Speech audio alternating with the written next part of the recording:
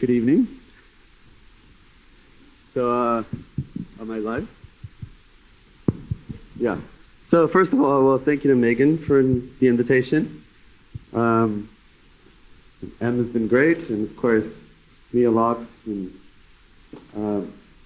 Chris Liu, who curated the venue, which is the occasion for this.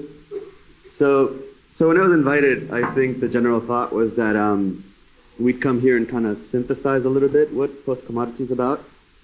But I think that goes kind of counter to the spirit of Postcommodity. And I think what we need to do is kind of exacerbate things and pile on the confusion a little bit. So I think the best way to do that is maybe each of the members can introduce themselves and maybe talk about the fields you come from and the places you come from, and also how that then leads to some kind of capacity building within the collective so that everyone can do multiple things.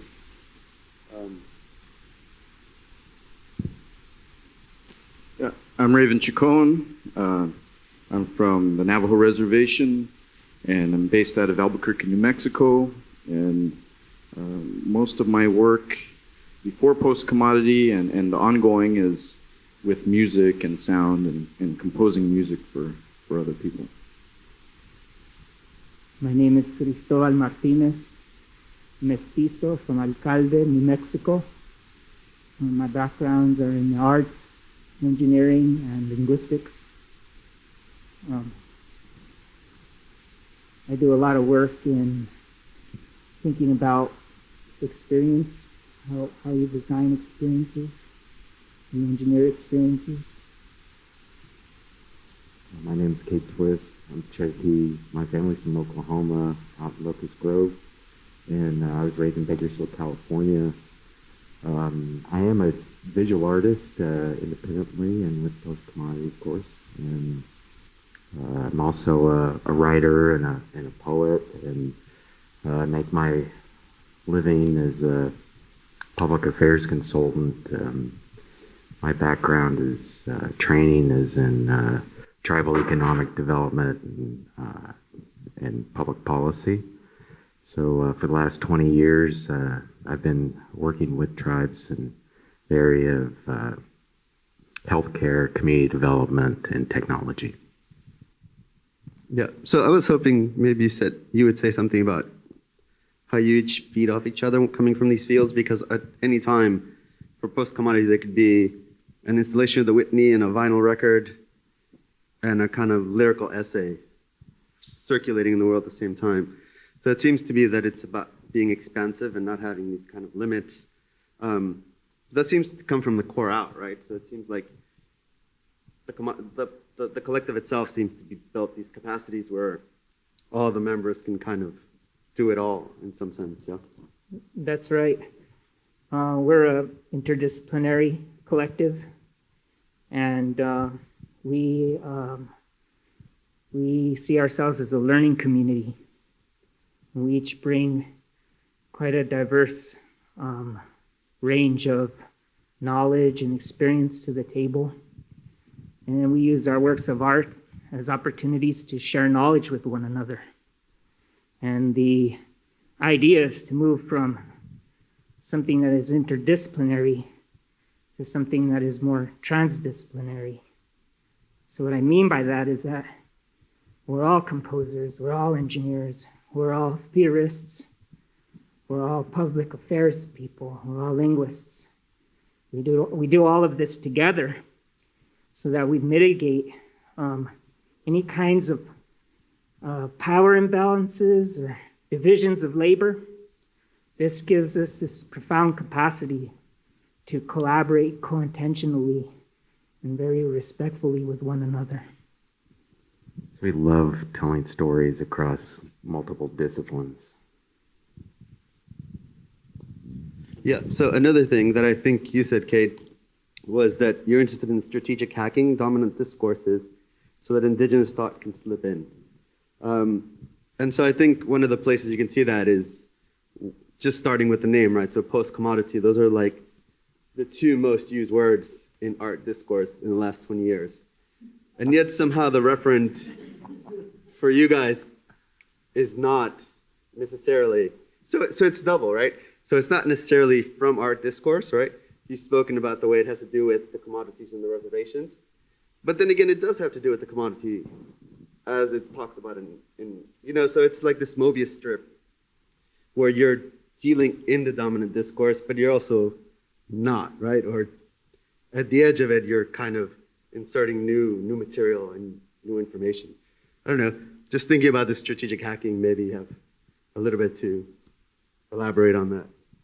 Sometimes you have to hack your way into an invitation, and it's what you do with that invitation that matters. I think hacking is just a part of it, but it's really about trying by any means necessary to just get a simple story across. That's all we do as a collective is we try to create and position metaphor that helps not just indigenous people, but non-indigenous people rationalize our contemporary experience. And in the process, if there's any way possible to work in frameworks that can build capacities among not just indigenous people, but non-indigenous people so that we can create some type of syncretic process of combining, as you say, the traditions of the art world or the Western worldview and the traditions of, the indigenous worldview. If we can bring that together in a collaborative, constructive, generative way, we're always game. That's kind of our turf. So I think, Raven, I think it was from you that I heard the thing with the commodity. So maybe, because I was just thinking that when I said that might be a little bit cryptic, what I was saying. So maybe you can elaborate with this idea of how you were thinking of the commodity as this pun. For the name? Yeah. Well, the name Postcommodity comes from a few different places. And it started with Cade, who founded the group before Cristobal and I joined. But the obvious kind of reference was that when you grow up on the reservation, there's this government provided food called commodities, like powdered milk and cheese and flour and so the post commodity was kind of a inside joke for Indian people. Somehow we've escaped that, So I thought that was funny, I guess, and but also it also spoke to our interest in making work that was intangible and not object based, especially for myself and us three living in the Southwest. It's an assumption that if you're an American Indian artist, that you make some kind of marketable object, that can be sold. And my work coming from sound and not really having an opportunity to sell that in any market really spoke to me. So the name Postcommodity. But there's a lot of other meanings that we keep encountering too with this name. Yeah, so the Southwest, right, is this kind of place that in the American imagination, certainly in the Northeastern imagination, is a bit of a blank. And it seems quite a bit of your work is situated there. And that, of course, means that the border is quite central to it. The work here at the Whitney Biennial and also the work that is now at Art in General, they're totally bound to the border.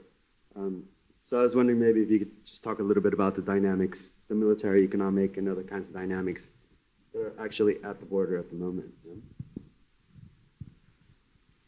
Well, we've spent several years working at the border, starting with our peace repellent fence, which required about 3 years of pretty intense binational diplomacy, situated at the border. And during that time, we had the opportunity to witness a trans-border system. And what what we noticed about trans-border systems is, we've been talking about this a little bit lately with the media, is that they're like shopping market complexes. When you go to a complex in Phoenix, Arizona, there are these sort of outdoor market ecologies that always have a Best Buy, Target, a JCPenney, Harkins movie theater. Subway. It's kind of, Subway, yeah. This is a real marketplace funland. And we see a really sort of similar replication of these systems down at the border, where now you have, and you know, when you go to those places in Arizona and you get your Cold Stone Creamery ice cream, you, your body is being positioned, right? And it's, the market system is acting upon you and generating market value based on your behavior, based on your movement. And the same, very similar thing happens at the US-Mexico border. There's movement, and through that movement comes an opportunity for profit. And so now we're looking at a situation which is, it's been this way for years. This is not just what's happening now. This has been going on since the 70s. There have been contractors, many contractors, bidding for an opportunity to build part of the border fence. You have some of the most cutting-edge surveillance and military technologies being play tested at the US-Mexico border. Some of that knowledge is shared at the Palestinian-Israeli border and back and forth. It's like a dialogue. And then you have underground markets and economies like human smuggling and drug trafficking. So you have this very complex system, all mediated by a border fence. And so we've been very intrigued because it almost seems like in some way, like there is obviously an order to the world, and the ways in which that order gets played out economically, in a lot of ways, it seems to emanate from the border. And it becomes so intense that it seems as irrational as, or maybe what it's like being on Wall Street, that in certain moments, reality and mythologies collapse and bend and rupture, and you sort of achieve or experience something spiritual or metaphysical. And so it's sort of those sources of power, market power, that we've been drawing our inspiration from for over 8 years as a collective. Yeah. So it seems, just drawing a comparison between the way it's, between the video room here at the Whitney and what's at Art in General, it seems that, right, so it seems there's multiple registers at which you can approach the border, right? So the one here seems to be very keen on showing these kind of very material facts, right? So it's the border, and then that's twisted into this kind of almost cage. Mm-hmm. While at Art in General, it's almost the opposite, right? It's almost like the non-materiality, right? So you go into the dark, and it's the kind of whispering and the kind of mythological figure that, you know, it's a confusion between mythological figures that come from all kinds of backgrounds with like military decoys and things. So there's, yeah, it's economic, it's military, but it's also effective. And it's interesting working with within the conceptual framework of a decoy, because decoys act like myth. I mean, they both establish a sense of expectation. You know, they both establish a framework for relationships, and a framework for perception. So perception, expectation. And I think one of the most powerful things about, you know, working with decoys is subverting, you know, all of that. And going into sound, away from the visual, which I think is the anchor of that, the piece, for instance, at Art in General, is this call and response sound piece that totally hacks at both myth and decoy, both expectation. It's a very liminal type of space of mediation and transformation and negotiation that is really, really fun to work with. Yeah, and then there's, I think, the register of the person trying to travel through the border, right? So there's kind of the sounds and the mythologies, there's the material fact of it.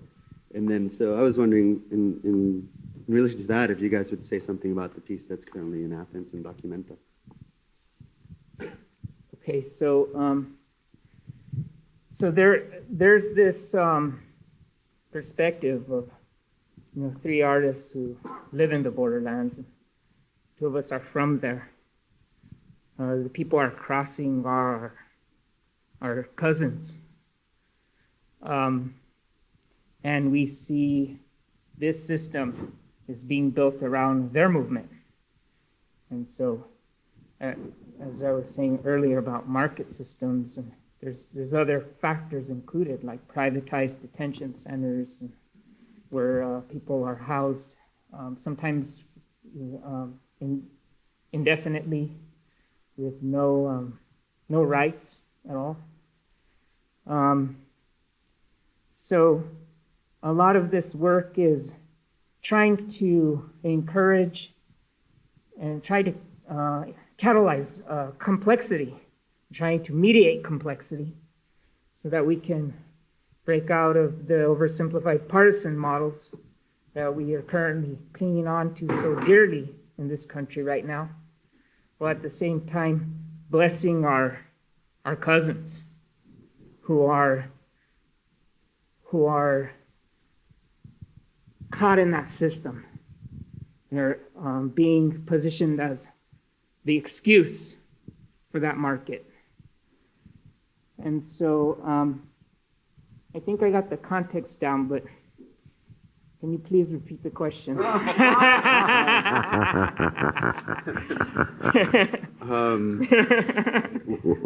Documenta. Oh yeah, Documenta. The Yes. airs between worlds are always Yeah, so we have a piece. Speaking. So with that context, these are complicated things.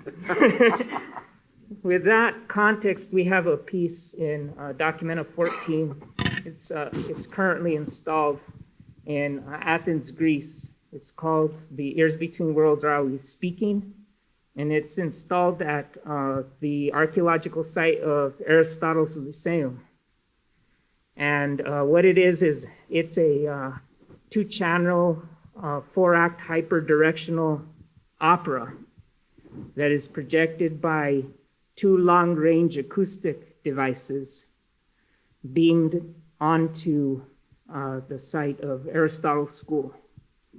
And these long-range acoustic devices in the military and in militarized police forces are referred to as LRADs. And what LRADs do is they hyperdirectionalize sound like a cannon. And they can aim this cannon at people and use this cannon to communicate messages, depending on the model, anywhere from 5 to 10 miles away in the field, tactically, or they can be used at public protests or demonstrations at very high energy to disperse crowds, break up crowds, and prohibit public discourse. And so our approach to the LRADs was very simple. We just wanted to flip the script to reimagine them from the way they're being used as instruments of terror to instruments that are of beauty and peace, and to allow those speakers which are prohibiting discourse to allow discourse to circulate and to flow in an international exhibition. That discourse are the stories of many migrants from around the world who are currently searching for shelter from warfare and economic opportunities from economic disparities. And we bring a long view history to that subject. So we focus also on the Americas, on right here in the U.S. and the Cherokee and Navajo experience, the Cherokee Trail of Tears and Navajo Long Walk, to try to demonstrate the long-term relationship of communities, indigenous communities, non-indigenous communities, to globalism and the extraction process and destabilization process. So for instance, what's happening in Syria, the same thing happened to the Cherokee Nation in the 1820s to 1836. So these things are repeating themselves cyclically. There's 65 million refugees in the world right now, and that number is stabilized. That's a new reality for us on planet Earth as a result of neoliberalism. But all of that started here.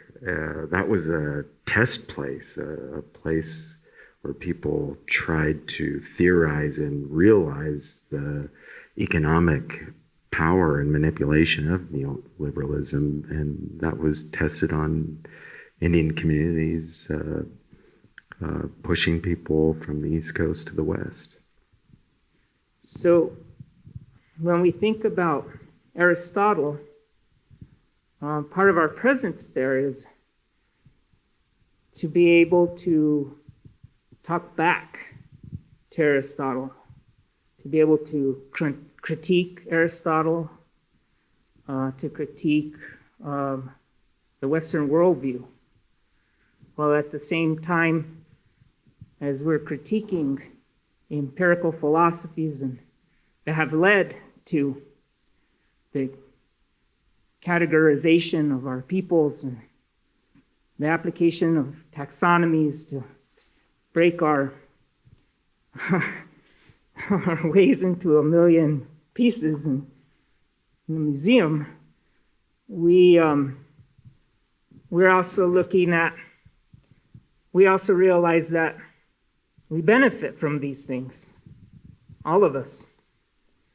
And some of the technologies and ideas that have come out of these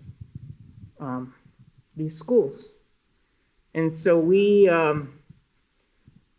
to pay tribute to Aristotle, so to critique him and then to pay tribute to him, maybe one of the great things that he did was he advanced a method for learning, or a pedagogy, or it came to be a pedagogy. It's peripatetic learning. And when we think about pedagogy, peda, right, referring to the foot, that it comes from those traditions in ancient Greece where Aristotle would take his students on walks, and he would use walking as the classroom, walking as the opportunity, because he believed that knowledge was in motion and that it made sense for the body to also be in motion. And so with that in mind, there's a kind of idea that walking and walkers and people walking and talking are in the role of the professor, the teacher, the learner. And right now, we have a stable number of about 65 million professors in the world today. And so the ears between worlds are always speaking is maybe a way of saying that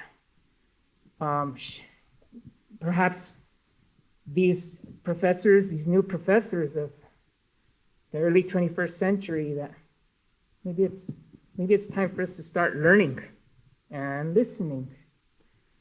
And so that's some of the narrative, that's some of the story, some of the discourse that we're trying to share. One of the things that's really interesting about this interview is that We have masks. Yeah. We typically what we performed today was Indigenous Reimagined Ceremony. And it's deeply tied to the cultures where we're from. And so there is a history of ritual practice in the ways that we were raised. And so I have to tell you, I feel like I'm not able to fully like I'm not in the right spirit. I feel like there's an edge to me because I'm still in that world over there. So I just wanted to acknowledge that. Should we open to Q&As? Hi. Could you talk a little bit about your appearance? If it's always the same, where you source it, what it, why, or if it's individual for each costume individual for each of you. For this performance, we started doing this particular performance, I think 2 years ago, probably. Has it been that long? But I mean, we've been playing music for the lifespan of Postcommodity, playing music together, building instruments together, recording albums together, and in 2015, we composed these song cycles. The song cycle with these different compositions referencing New Mexico, and the album was called "We Lost Half the Forest and the Rest Will Burn This Summer," referencing the amount of the drought that happens every year in New Mexico. Yet there's still these forests which take on the brunt of that drought and end up pretty much burning all through. Every year, different parts of these mountains will burn, and yet they grow back and just continue that cycle throughout the at least modern times. More and more, it seems that these droughts increase in intensity. I don't know if it's because there's more homes that become affected because they're starting to be built into the landscape that we notice everything being on fire. But we wanted to make this album about our home, where us three live and where we're from. And in performing this, we began making this regalia that we use, which also is influenced by Matachina dancers. And Matachinas are people who, it's a tradition of the pueblos of New Mexico, particularly northern New Mexico, in which you had the indigenous people coming together to create this ceremony of dance and of music around religious holidays, more than likely because they were forced to by the Catholic Church. And what you see in their regalia is the hybrid of indigenous culture and Spanish culture, and even if you were to trace it back, probably some influence from the Moorish tradition also that went through Spain and then went through the Americas, and somehow crossing with Apache traditions, Pueblo traditions, people of northern Mexico, Aztec as well, and all up through that part of the Americas. And so our regalia doesn't necessarily take any of that verbatim, but it's very influenced in the way that the storytelling that would happen with the Matachinas tells the story not only of biblical stories of the Virgin and of Christ being captured and persecuted, but at the same time has this alignment with the history of New Mexico, the colonization of New Mexico. So where you have this, in the Matachina dances, you might have this young girl dressed up like a princess who represents the Virgin, but at the same time she might represent the first indigenous woman to be impregnated by a Spaniard. And so there's all these complex stories all set to this minimalist music, usually just violin and drum, that goes on in those dances. And we wanted to take a cue from them and continue that tradition in our way. One of the things about that tradition that really resonates with us is that here you have a ceremony, a shared indigenous ceremony of the Mexican and Mestizo and Tewa peoples of northern New Mexico, embodying all these layers of history. And as people are dancing, it appears one way because it's a survivance in the face of religious persecution or subjugation, while at the same time there's all this complexity and subversion also happening underneath the story, where as it seems like a Catholic prayer, it's a telling of Cortez encountering Tenochtitlan, and there are Aztec, Mexica steps, traditional steps that influence the movements. There are all these encoded dances and choreographies that are preserving a memory of indigenous knowledge systems, so that those knowledge systems can continue to survive. So the groups model this very beautiful complexity. They generate a noise of their own. And so it just, for us, it's where we're from.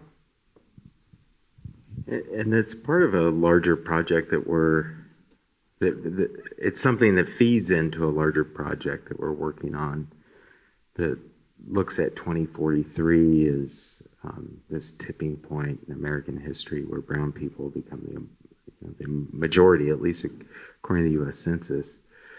So it's a huge project, right? We have to build a lot of capacity. We have to prepare for that transition of power. We have to organize to be able to engage that transfer of power. And then we also have to be generous, respectful.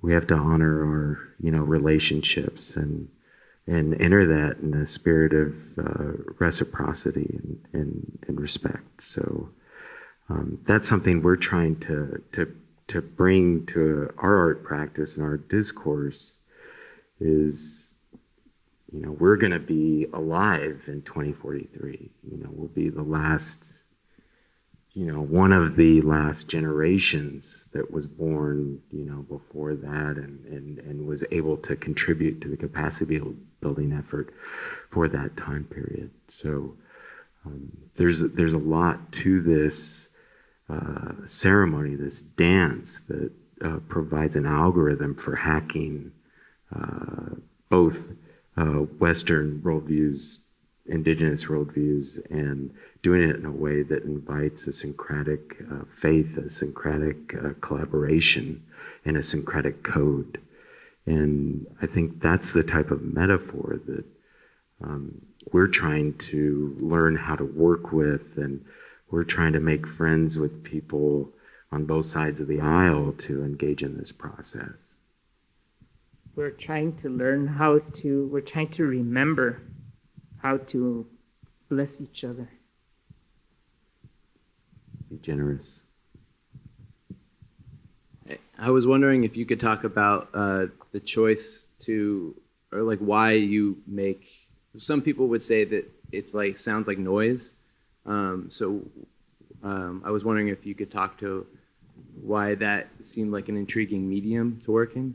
So so it goes back to mediating complexity. That rather than trying to, like a sine tone, for example, or a simple harmonic tone, or a harmonic tone can be seen as perhaps a metaphor for simplicity. And if you look at white noise, that becomes a metaphor for complexity. And so for us, well, one, noise has always been a part of our cultures. There was like animal calling or ceremony. Our peoples have always generated noise as part of our musics and our ceremonies. But in these contemporary times with the work that we're up to, we're just trying to dislodge polarizing, partisan, oversimplified models of thought about the system's complexity that we ourselves built.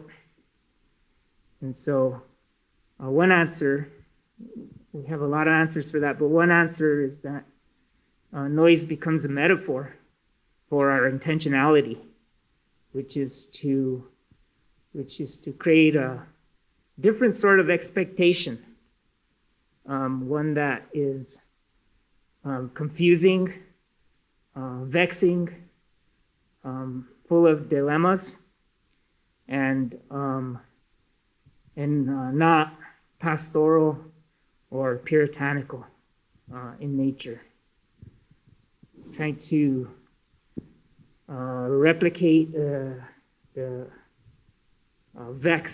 vexation, or like, I don't know if that's a word, but like a vexing sort of scenario that is common in each and every one of us and in our social structures. And I mean, very simply, I mean, it was just a style of experimental music that brought all three of us together. You know, we were just a fan of this stuff, and we make instruments, and that's the best they can sound, you know.